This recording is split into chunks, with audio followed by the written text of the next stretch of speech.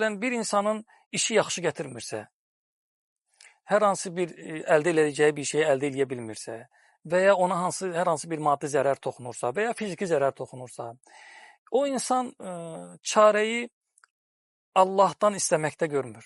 Allaha dua etməkdə görmür. Allahla olan münasibətində görmür. Və ya özünün bu işi doğru edib etməməsində görmür.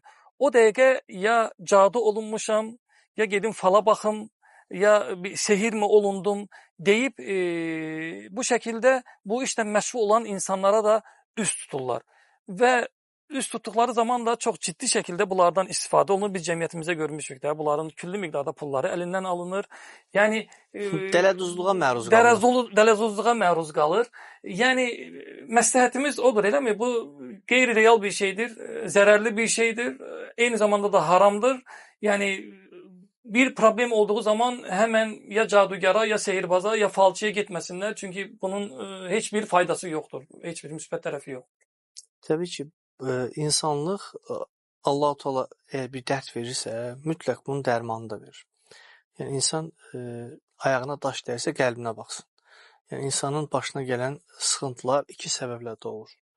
Bir, ya həmin insanın etdiyi günahlardan dolayıdır. Digəri isə imtahandır. Bu iki şeydən xaric olmaz heç bir şey.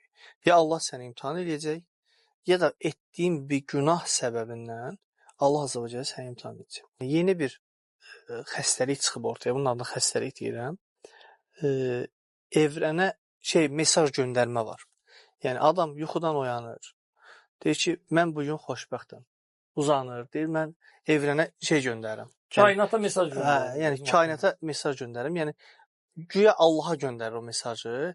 Allahın xaricində isə mən bu gün xoşbəxtəm, mən bu gün huzurluyam, bu gün hər şey yaxşı olacaq. Yəni insan psixoloji olaraq bunu özünü o cür görmək istəyir. Əslində bu gözəl bir şeydir. Nə cəhətdən?